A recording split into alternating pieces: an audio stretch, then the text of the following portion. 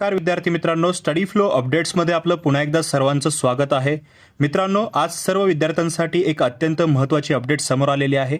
महाराष्ट्र लोकसेवा आयोगाने महाराष्ट्र गट ब अराजपत्रित सेवा संयुक्त पूर्व परीक्षा 2025 बाबत एक नवीन शुद्धीपत्रक प्रसिद्ध केलेले होते.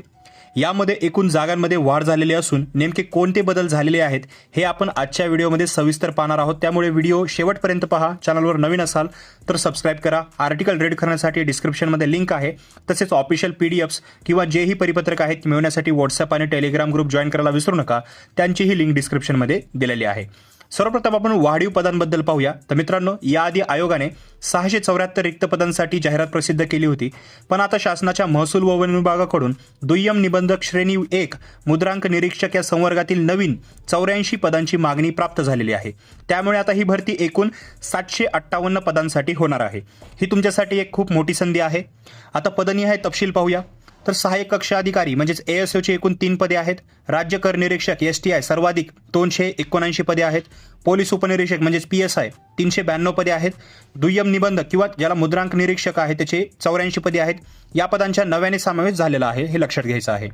आता शुद्धीपत्रकामध्ये प्रत्येक प्रवर्गासाठी मग SC, ST, OBC, EWS, open तसेच महिला, खेळाडू, दिव्यांग आणि अनाथ विद्यार्थ्यांसाठी आरक्षणाचे सविस्तर कोष्टक दिलेले आहेत. विशेषतः दिव्यांग प्रवर्गातील विविध श्रेणींसाठी जागांचे वर्गीकरण स्पष्ट करण्यात आलेले आहे. तुम्ही तुमच्या प्रवर्गातील जागा या चार्टमध्ये जे आहे ते पाहू शकता किंवा हे चार्ट जर मिळवण्यासाठी व्हॉट्सअप किंवा टेलिग्राम ग्रुप जॉईन करा. लिंक डिस्क्रिप्शनमध्ये आहे. हे महत्त्वाचे का आहे आणि आता काय करायचं आहे? तर बघा विद्यार्थी मित्रांनो, जागा वाढणे म्हणजे तुमच्या निवडीची शक्यता वाढणे होय.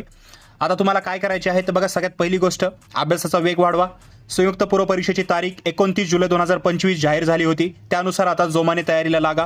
दुसरी गोष्ट, नवीन समाविष्ट झालेल्या दुय्यम निबंधक पदाच्या जबाबदाऱ्या आणि कामाचे स्वरूप समजून घ्या आणि अधिकृत संकेतस्थळावर म्हणजे जे mpsc.gov.in आहे याच्यावरती जाऊन हे शुद्धीपत्रक स्वतः एकदा डाउनलोड करून तुम्ही वाचू शकता किंवा तुम्ही व्हॉट्सअप किंवा टेलिग्रामवर आपल्या ग्रुपवरती हे मिळू शकतं, जेणेकरून आरक्षणाबाबत तुमच्या मनात कोणतीही शंका राहणार नाही. तर मित्रांनो, ही होती आजची अपडेट. लक्षात ठेवा, एक जागा तुमच्या भविष्यासाठी महत्त्वाची आहे.